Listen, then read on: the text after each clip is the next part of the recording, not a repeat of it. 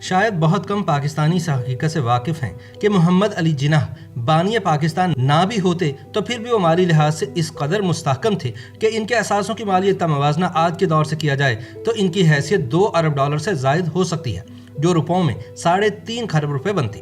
معروف محقق اور نامور بیوروکریٹ ڈاکٹر سعد خان نے سن 2020 میں چھپنے والی اپنی کتاب محمد علی جناح رحمۃ اللہ علیہ دولت، جائیداد، وصیت میں قائد اعظم کے اثاثوں سے متعلق بہت تفصیل سے لکھا ہے۔ وہ لکھتے ہیں کہ قائد اعظم محمد علی جناح رحمۃ اللہ علیہ نے اپنی وصیت 30 مئی سن 1939 کو لکھی تھی، جو اسماعیلی مروجہ قانون کے تحت تھی۔ یہ قانون انہیں اپنی مرضی سے حصے متعین کرنے کی اجازت دیتا تھا۔ وصیت کے 2 حصے تھے، پہلا حصہ خاندان کے افراد سے متعلق ہے، جبکہ دوسرا پاکستان اور بھارت کے کئی اداروں کے نام اپنی وراثت چھوڑتا ہے۔ اس کے بعد قائد اعظم 9 سال تک زندہ رہے، پاکستان بھی بن گیا، مگر انہوں نے اپنے رشتہ داروں اور تعلیمی اداروں کے حصوں میں کوئی کمی بیشی نہیں کی۔ ان میں اسلامیہ کالج پشاور، سندھ مدرسۃ الاسلام، علی گڑھ مسلم یونیورسٹی، انجمن اسلام اسکول بمبئی، عربک کالج نئی دہلی اور یونیورسٹی آف بمبئی شامل تھے۔ انڈیپینڈنٹ اردو کی ایک رپورٹ کے مطابق محمد علی سے قائد اعظم محمد علی جناح بننے کا سفر تو تاریخ میں بہت تفصیل سے بیان ہوا ہے، مگر ایک عام انسان سے کھرب پتی بننے کی داستان سے کوئی واقف نہیں۔ ڈاکٹر سعد خان اپنی کتاب میں لکھتے ہیں کہ سن 1990 میں بطور ریزیڈنسی میجسٹریٹ ان کی تنخواہ 1500 روپے ماہانہ تھی، مگر انہوں نے 6 ماہ کے اندر یہ کہہ کر استعفیٰ دے دیا تھا کہ اتنے پیسے وہ روزانہ کما لیا کریں گے۔ پھر وہ دن آ ہی گیا جب ان کا شمار ہندوستان کے قابل ترین اور مہنگے وکلاء میں کیا جاتا تھا۔ انہوں نے وکالت سے جو پیسے کمائے ان سے سرمایہ کاری کی۔ سن 1926 میں بمبئی ڈائنگ، ٹاٹا اسٹیل اور ٹراموے کمپنی میں ان کے حصص کی مالیت 14 لاکھ روپے تھی، جو آج کی کرنسی کے حساب سے 68 کروڑ روپے بنتی ہے۔ اس عرصے میں قائد اعظم کا شمار ہندوستان کے چوٹی کے 10 سرمایہ کاروں میں ہونے لگا تھا۔ اسی سال جب وہ اپنی پہلی بیگم رتی جناح کے ساتھ چھٹیاں منانے سری نگر کی ڈل جھیل گئے تو وہاں بیگم جناح نے 1 ہفتہ گزارنے کے لیے تیرتی کشتی کی تزئین و آرائش پر 50,000 روپے خرچ کر دیا۔ اس زمانے میں اس رقم سے کراچی یا لاہور کے پوش ایریا میں 4 کنال کا بنگلہ مل جاتا تھا۔ قائد اعظم اس زمانے میں کراچی، بمبئی، دہلی اور لاہور میں پرائم لوکیشنز پر انتہائی قیمتی جائیدادوں کے مالک بھی تھے۔ انہوں نے سب سے پہلے جو جائیداد خریدی وہ بمبئی میں لٹل گبز روڈ پر واقع ایک بنگلہ تھا۔ اس کے ساتھ 4 منزلہ عمارت میفر فلیٹ نامی تھی، جس میں 8 فلیٹس تھے۔ یہ عمارت انہوں نے خرید کر کرائے پر چڑھا دی، جسے انہوں نے سن 1943 میں 10 لاکھ میں فروخت کر کے کراچی اور لاہور میں جائیدادیں خریدی۔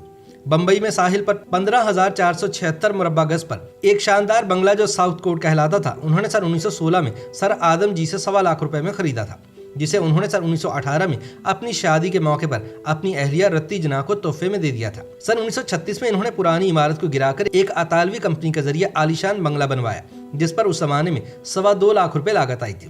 یہ 3.25 سال میں مکمل ہوا تھا۔ اس گھر میں 22 ملازمین ان کی خدمت پر مامور تھے۔ مئی سن 1947 میں عراقی کونسل خانہ نے اسے 18 لاکھ میں خریدنے کی پیشکش کی، تاہم قائد اعظم نے اس کی 25 لاکھ روپے ڈیمانڈ کی۔ یہ جائیداد جو جناح ہاؤس کہلاتی ہے اس وقت سے مکفل ہے اور پاکستان اور بھارت کے درمیان ایک سفارتی تنازع کی شکل اختیار کر چکی ہے۔ 3 سال پہلے اس کی قیمت کا تخمینہ 40 کروڑ ڈالرز لگایا گیا تھا۔ جناح منزل دہلی قائد اعظم نے سن 1938 میں 1 لاکھ روپے میں خریدی تھی، جہاں ان کے 19 ملازمین بھی رہا کرتے تھے۔ اس زمانے میں اس گھر کا ماہانہ خرچ 10,000 روپے تھا۔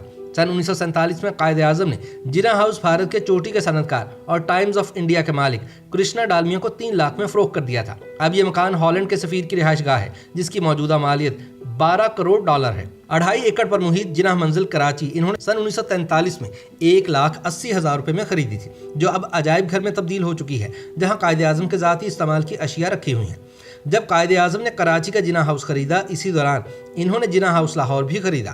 مال روڈ پر 5.25 ایکڑ پر محیط 53 نمبر بنگلہ 1,62,500 روپے میں خریدا، اور یہ سودا قائد اعظم کی جانب سے جسٹس قاضی فائز عیسیٰ کے والد قاضی محمد عیسیٰ نے کیا تھا۔ اب یہ کور کمانڈر ہاؤس ہے۔ لاہور میں ہی قائد اعظم نے سن 1945 میں نواب افتخار ممدوح سے اچھرا میں 324 کنال اراضی خریدی تھی۔ اس اراضی پر آج کل گلبرگ 2 اور 3 ہے۔ اس کے علاوہ ان کے پاس لبرٹی مارکیٹ میں 1.5 کنال کا کمرشل پلاٹ، انڈسٹریل ایریا میں 10 کنال کا پلاٹ تھا۔ کراچی میں بھی قائد اعظم نے ملیر میں 12 ایکڑ کا باغ نواب آف بہاولپور سے خریدا تھا۔ قائد اعظم نے کماڑی میں ساحل سمندر پر 20 ایکڑ خرید کر اس میں ہٹ بنوایا۔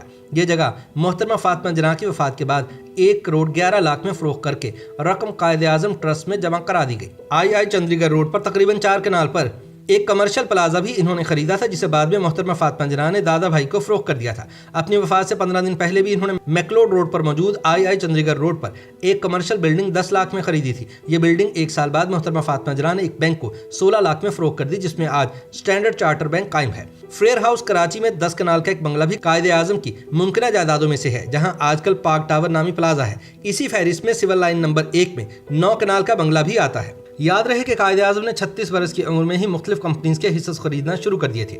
इन्होंने सिंप्लेक्स मिल में 1,25,000 की सरमायाकारी की। आप इस मिल के तीसरे बड़े शेयर होल्डर थे। सन 1927 तक आप 11 बड़ी कंपनीज के हिस्से के मालिक बन चुके थे, जहां से आपको सालाना अच्छी खासी रकम बतौर मुनाफा मिल रही थी। 1943 से 1945 के दरमियान कायदे आज़म ने मुख्तलिफ सनतों में 8 लाख से ज़ायद की सरमायाकारी की। बम्बई में वाक़ कायदे आज़म के अजीमुशान बंगला साउथ कोर्ट को जब भारतीय हुकूमत पाकिस्तान के हवाले करने पर तैयार ना हुई तो हुकूमत ने मोहतरमा फातिमा जिन्ना को इसके बदले में मतरूका जायदाद मोहट्टा पैलेस अलॉट कर दिया। सन 1999 से इसे अजायब घर में तब्दील कर दिया गया है। कायदे आज़म के 12 बैंक अकाउंट्स भी थे, जिनमें 4 बरतानिया में थे। तकसीम के बाद इन्होंने अपने तमाम खाते हबीब बैंक कराची में मुंतकिल कर दिए, जिनकी मालियत उस वक्त 62 लाख थी।